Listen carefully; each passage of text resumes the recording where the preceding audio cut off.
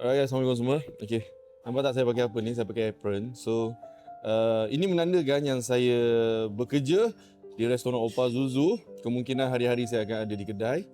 Sebab apa? Sebab ada berita yang tak baik ataupun berita buruk yang berlaku, perkara yang tak diingini berlaku di dalam tim saya.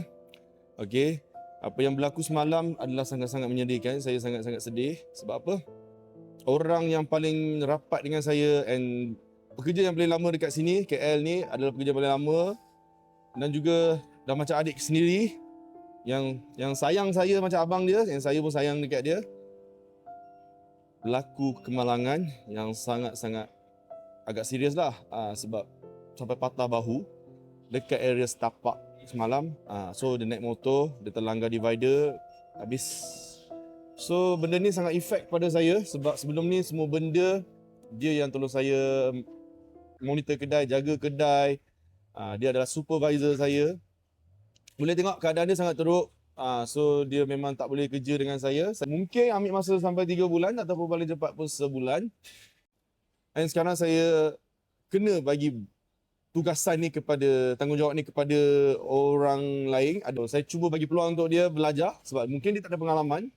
Saya kena bagi juga, kalau tak mungkin agak susah untuk saya nak manage kedai ni. Mungkin ada perubahan berlaku dalam servis ataupun orang cakap apa, cara orang di depan ni menyambut tetamu, sebab kebanyakan sebelum ni yang sambut tetamu adalah staff saya tu, Akil, supervisor saya tu. And saya terpaksa juga tutup menu-menu yang sebenarnya ramai orang cari seperti sate, sup kaki ayam, set nasi abang singa. So saya terpaksa tutup sebab kan kita tak ada orang yang berpengalaman untuk handle benda ni. Kalau nak bagi budak baru buat memang tak boleh. Saya tengah hire lagi, saya tengah ambil pekerja baru lagi. So yang paling penting saya minta korang tolong doakan semoga Akil cepat sembuh and boleh comeback lah. Comeback balik, and itu yang harapan saya lah kepada semua pelanggan yang kami hargai. Terlebih dahulu saya ingin memohon maaf anda selepas ini ada timbul isu-isu mungkin servis lambat ke, servis tak cukup mesra macam sebelum ni ke.